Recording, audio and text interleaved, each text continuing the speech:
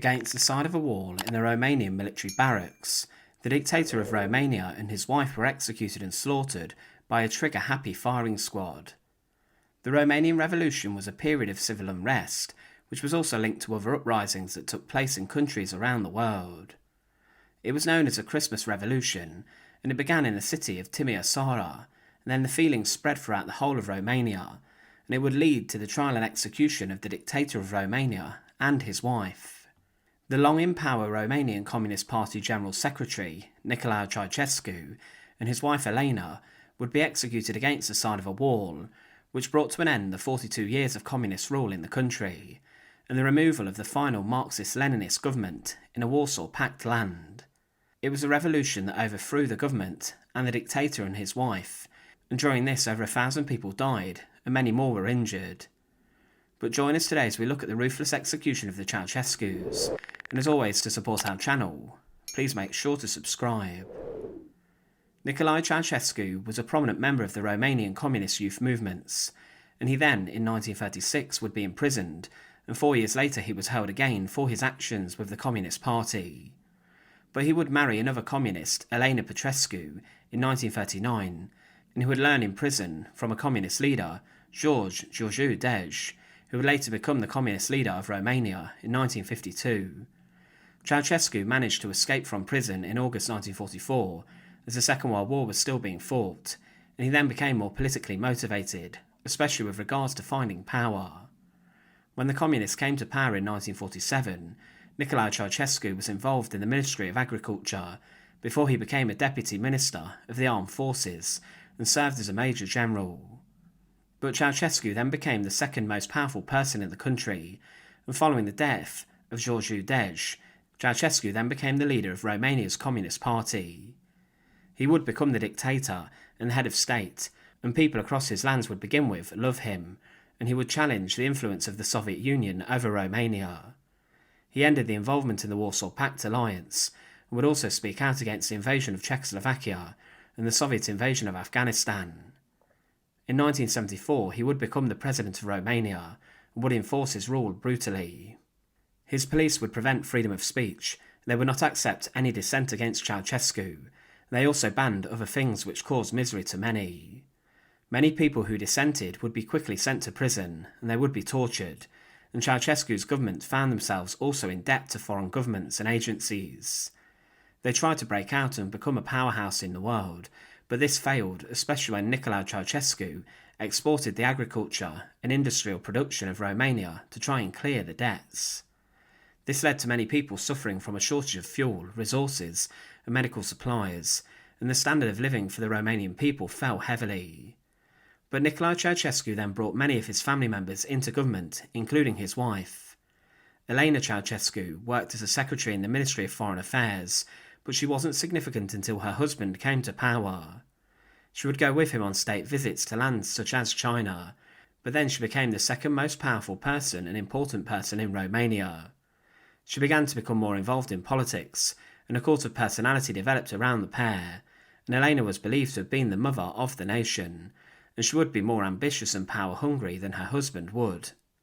She was very self-conscious and would prevent herself being shown on camera in profile, as she was worried about her larger nose, but in March 1980 she became the first deputy prime minister.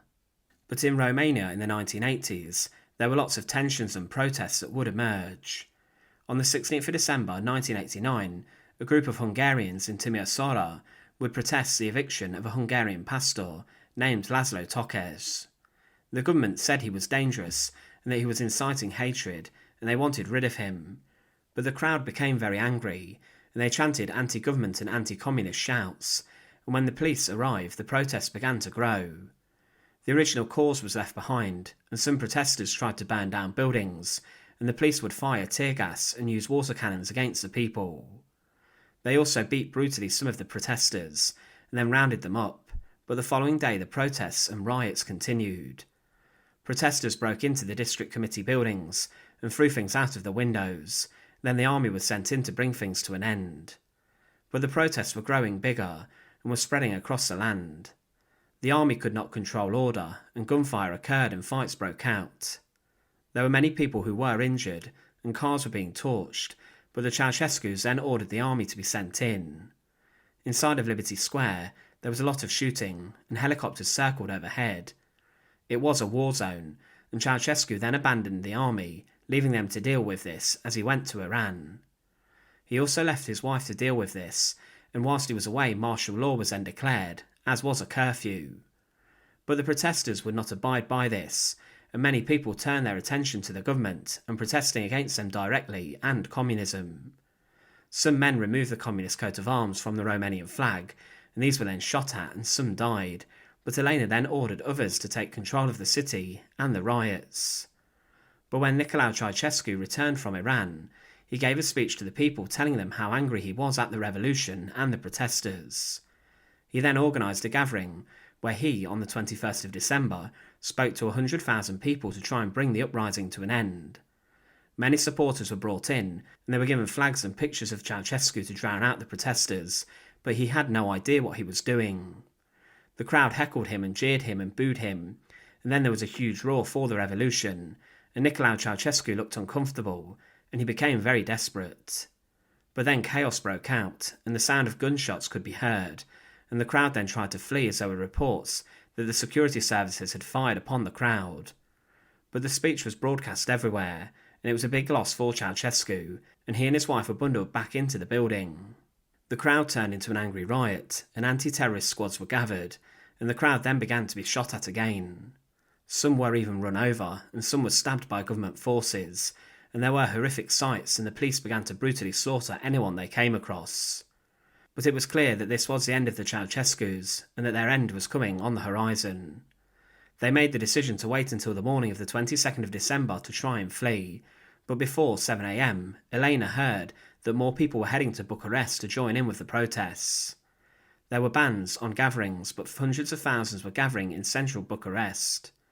At 9:30 a.m, the Minister of Defence was presumably executed under suspicious circumstances, and this may have been because he defied Ceausescu's orders to fire on the protesters. The new Minister of Defence, Victor Stanculescu, would refuse to also fire on them, and he said, "I had the prospect of two execution squads, Ceausescu's and the revolutionary one." But then Nicolae and Elena went onto the roof of the building where they were hiding. They were then to be airlifted to safety. A group of protesters made their way throughout the building and overpowered bodyguards, and they were seconds from the Ceausescus. But the personal pilot of them was ordered to evacuate Nicolae and Elena, but there was trouble ahead. The pilot later said that. Then Stelica, the co-pilot, came to me and said there were demonstrators coming onto the terrace. Then the Ceausescus came out, both practically carried by their bodyguards. They looked as if they were fainting. They were white with terror. Manau Manescu, one of the vice presidents, and Emil Bobu were running behind them. Manescu, Bobu, Nego, and another security officer scrambled to the 4 seats in the back. As I pulled Ceausescu in, I saw demonstrators running across the terrace. There wasn't enough space. Elena Ceausescu and I squeezed in between the chairs and the doors. We were only supposed to carry 4 passengers. We had 6. The helicopter went to snag over, and when they got there, a unit commander said, "There has been a revolution, sir. You are on your own. Good luck." With this, the Ceausescus had no protector, but their minimal security detail tried to get a car, but they were picked up by a doctor, who then feigned having car issues. But the Ceausescus would then be arrested by local police. They were then sent to the Targovist garrison military compound, where they were held and were then placed on trial. Many criticised the trial and said it was a sham, and just a formality for the executions of the Ceausescus, but the trial was brief and only took an hour. The Ceausescus tried to defend themselves, but they were said to have been found guilty of the genocide of 60,000 people. They were also accused of subversion of state power by organising the army to fire against the people, and also destroying public property and damaging buildings, as well as causing irreparable damage to the national economy. Nicolae and Elena were then convicted of the crimes and were sentenced to death. The Ceausescus were to be executed for their crimes, and this was a bloody end to the dictatorship of Romania, and the pair were then taken out to a military base outside of Bucharest on Christmas Day 1989. Their execution took place at 4 p.m, and the execution was carried out by a firing squad gathered of paratroopers, and many volunteered to be part of this, and they wanted to be the ones who executed the dictator and his wife. Nicolae Ceausescu said that before the execution, we could have been shot without having this masquerade, and their hands were then tied behind their backs, and Elena was brought out for her execution. Before this took place, she screamed, "You sons of dogs," as she would be led outside and against the wall, which would act as a firing range. The wall was against the side of the barracks. Whilst this took place, Nicolae sung a communist song. Then the pair were standing against the wall, and the firing squad then began to shoot. The executioners were trigger happy, and the television crew that was there to film the executions were not ready, and they just caught the final round of gunshots. One member of the firing squad would state that he was the only one who switched his rifle to automatic, and that his bullets killed the Ceausescus.